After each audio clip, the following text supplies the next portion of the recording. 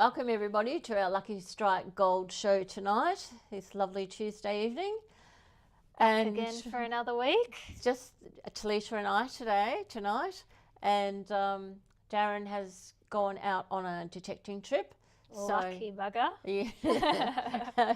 He sends his regards. You will see some videos of him though.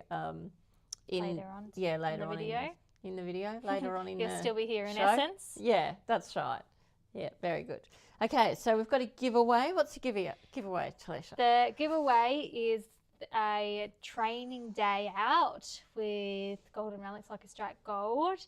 So this is a continuation on from last week. So now that you know we're opening a new store, tonight I want you to comment where you think it'll be. And at the end of the show, we're going to announce where it'll be. Exactly where it will be? A little bit more, like honing it We're honing it in. Last week we said it was in Australia somewhere, didn't we? Well, I don't think we said that. Yeah, I think I remember saying that. I think in Australia. I'll go over and work in like an England one or something. No, we're not in England.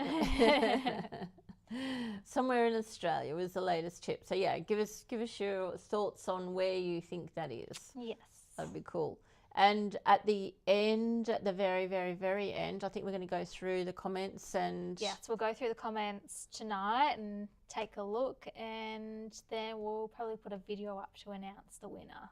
Okay. Because it's a $265 valued training day.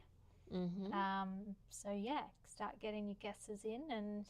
Yeah, and that'll be held at Elaine. Yeah. That one. And it's not necessarily going to be the right guess. It's just going to be what catches our eye. Okay. But fun. Make it eye-catching, guys. All right, sounds good. Tonight's topics.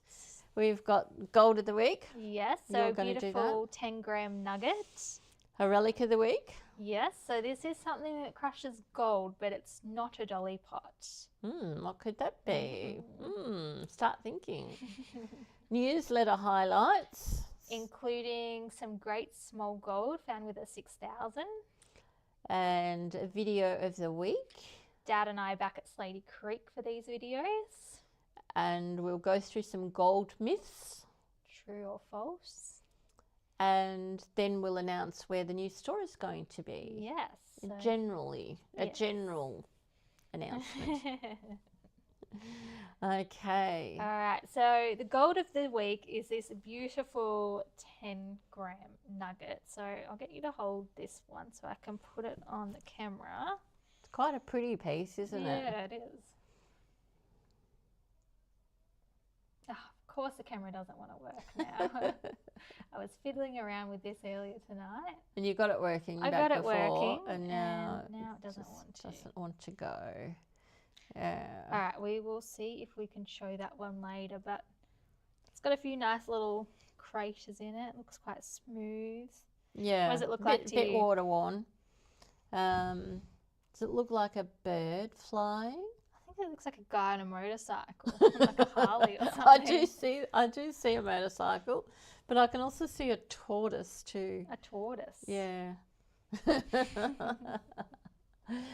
When we get the photo up, guys, you can put your comments in on that. Oh, there we go. We're getting it now. Do you want to point to where the motorbike is? Well, is that a wheel? Yeah, front wheel? Yeah. Back wheel, the person up the top? Yeah. Or I'm seeing like a bird in flight, so a wing, a little head. That's his body. Maybe a butterfly, see if you go that way. Yeah. But so yeah, nice piece. See what you can get out of that one. Some suggestions. That'd be good. Okay. And then the relic of the week.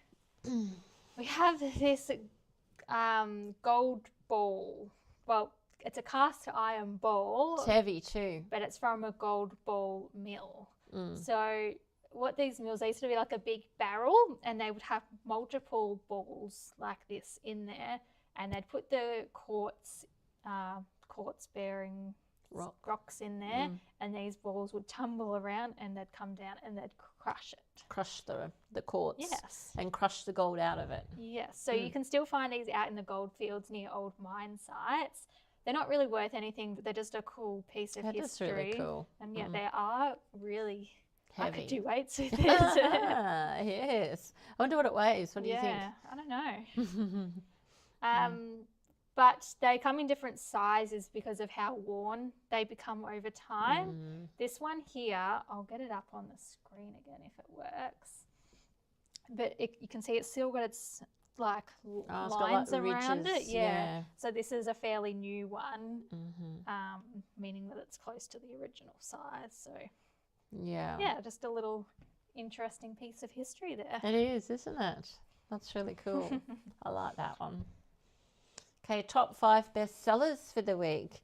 So number 1, we've got our Made for Muffs headphone hat, which is it's going to take a lot for that to come off number 1. I think it's a perennial favourite. They just go great. When this is up here too, we've got navy and we've got khaki green, and it's a mix of those colours. So every week I have up here the navy photo, but it is a mix of colours, mix of sizes. The larger sizes do sell better. The smaller sizes are quite small, aren't they? So it's better to get at least a medium large or extra large. And you just have to measure your circumference of your head, and that will help you determine what size to go with. Yeah.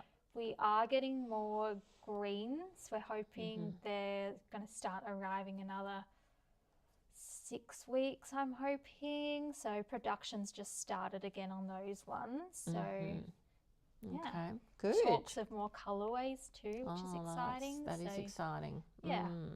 That's good. We've got number 2, MindLab 6000 batteries. Yeah, people getting prepared for the summer season. Yes, and it always pays to have a spare battery, doesn't absolutely. it? Like, you do not want to be running out of battery when you're out in the middle of on a good patch. Imagine having to leave that to go home, charge your battery. Stuff of nightmares. The Nugget Ned sniffer bottles are always popular. Then we've got the Garrett 15-inch super sluices. Now these are super popular with the panners and with the more experienced panners. So that is what the professional panners are basically using is this one. You can really tell that panning's becoming like a big thing again. It's gaining popularity, isn't it? Yeah, I think just because the time of the season, spring, nice weather, water's still flowing, so price of gold. Yeah, we've had a lot of panning stuff in the last few weeks. Nice to see. A lot. Water's still cold though. The weather's still been a bit chilly. I mean, we have our nice days, but yeah, we need some nice warm days. Yes. And number 5 is the MindLab GPX 6000 metal detector, which is another great perennial, isn't it? Exactly. Yeah, that's really popular, and that's what most people are finding their gold with at the moment. Is what we're hearing is the 6000s. So they are definitely a great machine. All right, now we're going to hop over to a video Dad and I took over at Slaty Creek, where he talks about what to look for in some of the clay. We'll jump over to that one. Yeah, we're out at Slaty Creek near Creswick. Now, red clay is a really good indicator of gold, and gold sticks to clay like iron sticks to a magnet. So when I'm out, most of the gold that you'll find in the Slaty Creek area is associated with that orangey red clay, as you can see there on the track. So anywhere you see this type of material, it's well worth doing because you will get gold out of that. But this whole area has been surfaced and sluiced, and you won't, look, it's pretty hard to get gold in their piles of quartz, but where you see that red clay is where we find a lot of gold. All right, so nice little video there. It was. Had good fun filming that one, didn't you? Yes. So here are Trevor's finds that he posted in the Lucky Strike Gold group. If you're not already in that group, I suggest you join. There's lots of people sharing their finds, tips, tricks. It's a nice little community in there. But Trevor found these with his GPX 6000, with a 12 by 7 nugget finder coil. And the smallest of these pieces weighed 0.013 grams. Wow, So that's tiny. it just goes to show that the 6000 is an absolute killer on the small gold. Like, you're not going to be wanting to walk over. Dad always says like a $50 note, and at the price of gold today, it's crazy. Every isn't little it? tiny bit adds up to something more. That was a good weekend then for that number of pieces, wasn't it? Yeah, just in the weekend you found that. Yeah, that's fantastic. Well done, Trevor. All right, product of the week is our mighty #1 bestseller week after week, which is our Made Getting from the Us photo up. hats. Yes. Yeah, they are popular, aren't they, Yep. for anybody doing any sort of outside work, and especially when there's noise involved. Yes. So We're constantly topping up stock. I know we got some more in about 10 days ago, and we're expecting some more in this week as well. So yeah, great little product there, and $39.99. yeah, it is a great little product, and we sell heaps of these ones, so yeah. all over the country. Yeah. Yeah. Great. So now I've got a tip. So the tip this week is look for what seems unnatural in the landscape. A lone rock, a non-native tree, or odd rock placements. These subtle signs often mark old-timer activity and could lead you to hidden gold. And once you get tuned in to what's normal and what's not out there, you know, like, you know, you can sometimes you see a clump of trees and immediately you think, oh, it's been an old house or an old chimney, or, you know, daffodils or bulbs or... Yeah. It's funny seeing videos of Dad out on tour, and he'll take the group somewhere and he'll say there's been lots of gold found in this area. I'd suggest going here, here and here, and then someone would say, but there's no holes here, Darren, what do you mean? Like, and he'll point out, well, see how there's no rocks in this little circle here, that means that's an old hole, and see how all these bushes are piled up over here, that's not natural, like someone's gone in and raked the bushes out. And yeah, it's just, he's got such an eagle eye for it. And once you know about it, like being in his presence and learning all about it, you just click onto it so easily. That's right. I know on our tours just last weekend that we did again, you know, he was pointing out things, and then the customer saying, oh yeah, now I see it. Now I can't unsee it. Exactly. But until he was told, he didn't see it, basically. Yeah, and it's a little bit like, you know, when you buy a certain model and colour of a car, all of a sudden there's cars everywhere. What's it called? Is it called the red car theory, that, or? I don't know, it's called your reticular activating system, your RAS. And it's just your brain just, you know, hones in and focuses on it. So, yeah, so it's interesting. But I feel like Dad has such an eagle eye for it, to the point where he'll see an overturned rock, or he'll see a stick sitting away from a tree, like. He always says that he should have been a tracker, you know, like a police tracker. Well, is Desi Freeman still out roaming? I don't know. Okay, find him. Yeah, I'm not sure if he's still on the large or not. Okay. Boot camp. Boot camps. Obviously the 20th of September one is done and dusted, but we do have the 18th of October coming up in. Few spots left. Yes. Yeah, a couple of spots still on that one that's available at Moon and Bell, which should be good. And then we've got the 8th of November, 2 days, that's booked out, isn't it, that one, the Maryborough one. And then we have 17th of November, 5 days at Talbot, and I believe there's only about 1 or 2 spots left on that one. Yeah, there's not many left on the 3-dayer and the 5-dayer. So no, there's not. If you're keen, jump on board. They're the last ones for the, well, yeah, somebody asked me if we could do one end of November. I'm seriously thinking of it. I did drop last week that we were half thinking about adding in another boot camp, but guess we'll have a look at logistics and see who's available and go from there. Yeah, true. No, that's all good. All right. If you're not a part of our newsletter, we've got the QR code on screen if you want to see our weekly news, tips, tricks, what's going on and all of that, or give us a call and sign up. All right, we've got another video now and back with Dad.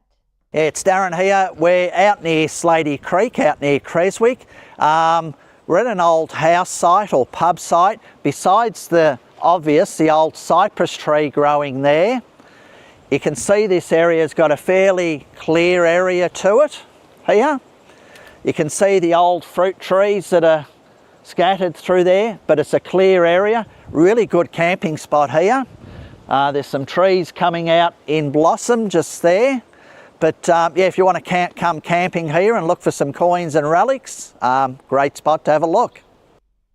So again, that kind of worked with like the tip and what we we're just talking about, looking for what's unnatural. There was a big cypress tree, which isn't native to Australia, and the plants, the fruit trees and all of that. So yeah, it's all very interesting. I think when you do know about it, you do start to see it for and yourself. then associate it with how am I going to find relics or gold. And it's part of reading the ground too, isn't it? Yeah. So yeah, so you can just walk out in the bush and you can say, well, this has happened and that's happened and I can see this and that and that. And we we're talking about last week how finding gold is all about finding those patterns, because gold isn't just random. Like it follows patterns in almost all cases. So like once you start applying those patterns and when you start getting a few overlapping patterns, it just increases your chances. And yeah, that's right. So we're going to talk about gold myths, truth or tale. Yes, so I'm going to ask you these myths that I have found online and I want you to say whether it's truth or tale. Okay. All big nuggets are gone.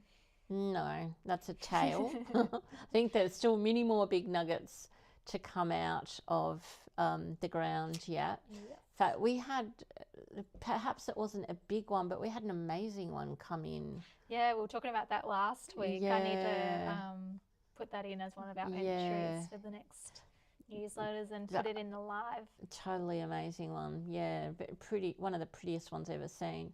So anyway, yeah, no, there will be more great big nuggets found. I mean, the Lucky Strike nugget, that was found only a few years ago. Yeah. And, you know, that's a massive nugget. So, yes, absolutely. I'm looking forward to these big ones that are going to come out. And have they got your name on it? You know, that's even more exciting, isn't it, if they've got your name on it? All it takes is the right person with a detector walking over it with the right equipment. And yeah, exactly. Yeah. Cool. There's no gold left in the creeks. Plenty of gold left in the creeks. Even Slaty Creek, we were I there. think every time we go out to Slaty Creek, you always get a speck of pan. That's right. And like I was talking to these guys that were camping at Slaty Creek the other week, and they said, yeah, we got a couple of shovelfuls and we got a few specks out of the bank, and they had a detector. I think they were using an Xterra, although they didn't know how to use it, so we sort of gave them a couple of tips on that. But yeah, no, there's always gold in creeks. Well, in the right creeks, not just any creek, but yeah, gold-bearing creeks, absolutely. A detector will find gold anywhere. Yeah, okay, that's a bit of a loaded question. Not really. It won't, like, the detector has to be capable of the depth, and it has to be capable of, you know, if there's power lines or if it's salty ground or whatever. So yeah, the detector has to be capable of finding. It has to be within its realms, and it will generally find it, but it's not anywhere nice. So that's and as long as you're in like a gold bearing area and you walk over it too. Yeah, that's right. Yeah. So there's limits, but old mine shafts mean rich ground nearby. Okay, well, not necessarily. I mean, you know, some mine shafts would not have been the best payable gold coming out of them. So it may not be the best area. So it doesn't really mean there's rich ground. And also it can be really deep, like too deep for detectors. So you know, I think if you see a mine shaft, you can be fairly sure that it was in a gold area because the old timers did not go to all that trouble with pick and shovel to dig a great big mine shaft where there was no likelihood of gold. So they had a good reason to dig there. So, yeah, it means there's gold in the area, but it could be too deep for your metal detector. Okay, only expensive detectors find gold. No, not at all. It depends what you call expensive, I suppose. But look, if it's big enough, anything will pretty much find it. Yeah. But to get the best out of your metal detector, it needs to be relevant for the area you're detecting in. Yeah. So, you know, I would not go and use, you know, an Aldi machine, for example, in the goldfields because If you're walking over gold, then you're waiting for like a massive chunk to. That's right. It'd have to be like a massive chunk for it to pick up. So, you know, there's not much point really. You're just wasting your time. Yes. Follow the old timers' footsteps for success. Okay, well that's pretty cool. I like that because the old timers really did know what they were doing. And they had their ways and means, and they put in a lot of effort.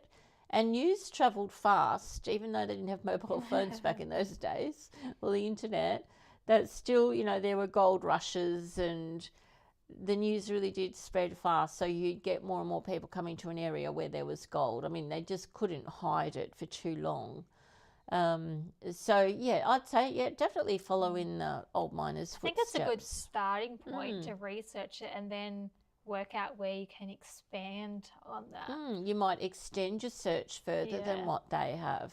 Like don't be a sheep as well. Like look for unsearched areas or areas you can go over better, something you can rake apart or that's right.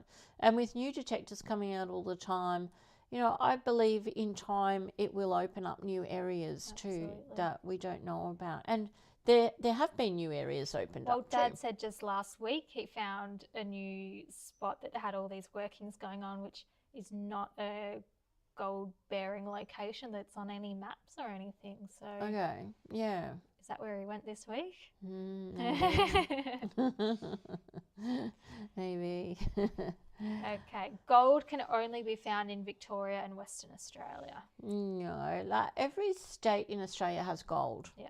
And a lot of international countries have gold too. Yeah. So Africa being the one that really stands out. But no, every state in Australia has gold. Victoria, WA, Northern Territory, Queensland has a lot of gold. New South Wales has gold, but you'll find it mostly in the creeks in New South Wales, I believe. Because it's hard to get onto private land in New South Wales or hard to get onto land. South Australia's got a bit, not a heap, but a little bit, particularly in some corners of the state. And Tasmania's got gold as well. So every state has gold. Yeah. Shiny yellow stuff equals gold. No, shiny does not always equal gold. And there's fool's gold out there that we get a few people coming into the shop saying, oh, I've got all this shiny stuff. Is it gold? Is it gold? And they're really excited. And we have to say, oh, no, sorry, it's fool's gold. Yeah. So, you know, it's not worth anything. I actually saw a post weekend before last, and it was about a tour operator. I think they were panning for gold, and they got this massive chunky piece, but it was just fool's gold. And the tour guide, unfortunately, thought it was real, and everyone got all their excitements up. Oh, really? Yeah, it was just about a post about. So where was this? I'm not sure off the top of my head, but yeah. In Australia somewhere? I'm not sure. Not even sure. Okay. No. Okay. Interesting. Yeah. No, it's quite different, really. The fool's gold to natural gold, and also natural gold can even be covered up like by ironstone or as a quartz specie, and the detector might go off, and you may not actually see the gold in it. So if the detector goes off, just keep that rock. Don't throw it away, as some people do. They think it's just a hot rock. Yeah. Just keep it, because you don't really know until you crack it open. Yeah. Especially if you're in an unfamiliar area. Yeah. Gold is magnetic. No, gold is not magnetic. No, but a magnet on the end of your pick is still handy if you want to quickly wire out the wire. Wire out the wire, weed out the Weed wire. out the wire. That's right, it can be very handy, a magnet on the end of your pick, yeah. Gold always sits on bedrock. Well, not always. That's sort of where it's moving down to, because being like the lowest part of the earth, I suppose, and then bedrock is hard, so it can't get through that. But yeah, you'll often find it on the surface. Yeah. So it just depends. I mean, after a couple of million more years, if it's a sunbaker, it might get down to the bedrock. But yeah. It's always exciting when you're digging a hole, though, and you start getting down to that bedrock, because more likely to be bigger gold when it's down there. Also, yeah, you're kind of thinking that it is gold because gold is heavy and it drops to the bottom. Exactly. If you see quartz, there's gold. It's a good indicator, quartz and ironstone are good indicators, but it doesn't necessarily means there's gold there. Yep. A strong signal always means a big nugget. Unfortunately not. Don't we all wish? Imagine all the cans that could have been big gold nuggets. Don't we wish? I know that time that we dug down. Oh, it took us hours and hours. It was in WA, and we went through the calcrete, which is like cement. Yeah. And when you go through that, you're thinking, this has got to be gold. But unfortunately, we then dug into a goanna hole, and it had the goannas. They like bright, shiny objects, and it had dragged a Coke can up into its hole. And that's what we were listening to the whole time. But we had to dig it, and we didn't actually see the goanna hole. Maybe we should have looked around a bit, but then you still don't really know, do you, when you're in the outback? This is in WA, so yeah, you don't know. Dug a massive hole this year in Western Australia. I was about knee deep in it, and it was just a bit of tin. Oh no, it had been like worked with machinery or something, I guess. Yeah. That's the trouble. I had blisters, and I went back 2 or 3 days to keep trying to find it. You poor thing. It's disappointing, isn't it? Especially I was in a patch, so I had gold all around it, and then nothing. Not the big one. No. Yeah. All old diggings have been smashed and are worthless to look at. No, but having said that, you do have to be a bit careful. Like, you are not meant to detect mullock heaps. You're not meant to, pull them down, for one.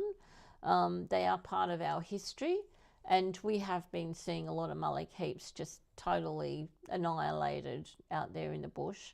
I mean, run your detector up on them, but don't annihilate them. Yeah. So, but some people would never adhere to that advice, so it's going to happen. You're also not allowed to detect around puddlers as being of historic value. So, don't go and destroy our history out there, guys.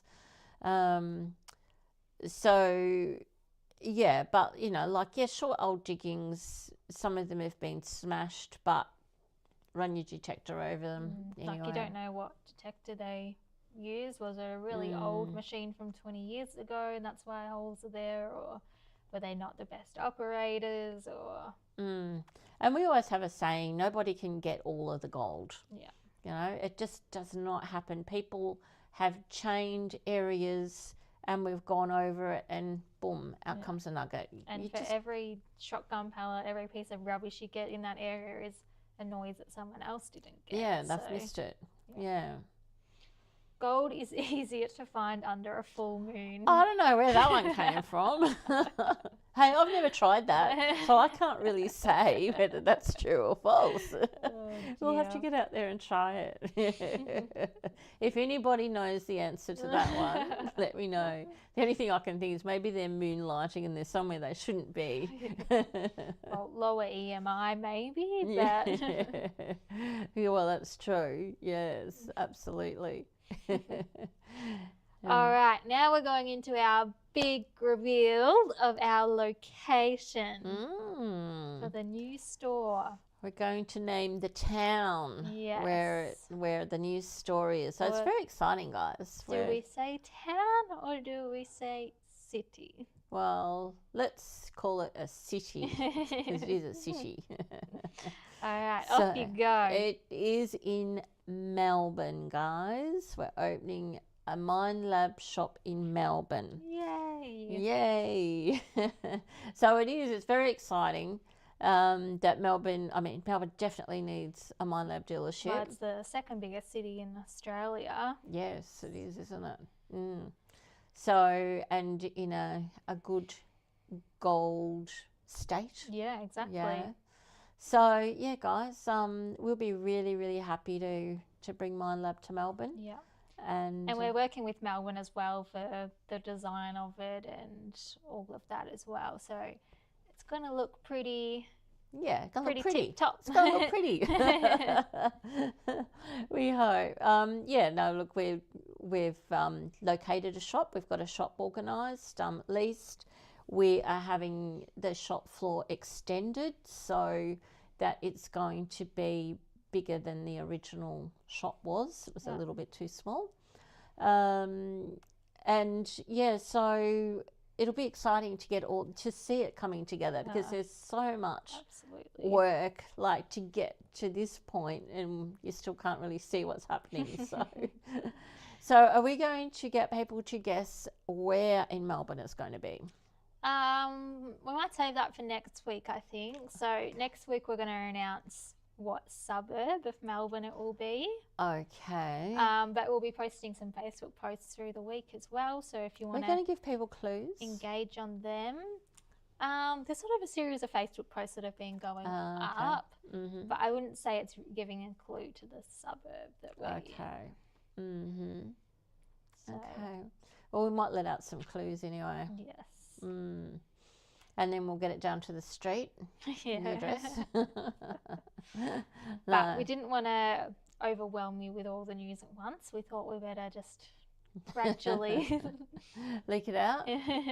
There's been a few leaks too, guys. Yes. So massive amount of leaks. But anyway. No, we're very excited anyway to get it up and running, and it will be open this year, but we will talk about dates and all of that. Yeah, as things come together. Things are a little bit fluid at the moment, but yeah, we're sort of pushing to get open sooner rather than later. So we'll see what happens. It's still a little way away. So yeah. All good? Cool. All right. And now we have the winner of the one-day training. Just to mention again, we'll do a video either tonight or tomorrow. We'll go through the comments and we'll post who won. So still a chance to comment in there. Yeah, absolutely. Till what time has everybody got? Just the next couple of minutes. Oh, is that all? Yep. Okay. What do they have to comment about? It was where the store is opening, what town, but because they know now, they can just do whatever, I guess. Well, now you can go one step further. Yeah, start guessing. Start suburbs. Putting your hats on, thinking caps on about which suburb do you want it in? There's one. Right next door. Okay, very good. Guys, that's the end of our show tonight. Thank you very much for being with us. I hope you enjoyed the show. I hope Dad's out there finding some good nuggets in the moonlight. That's in the moonlight, yeah. Well, we hope he'll give us a bit of a rundown next week, maybe. Yes. All right, we'll see you next Tuesday. Bye. Keep safe.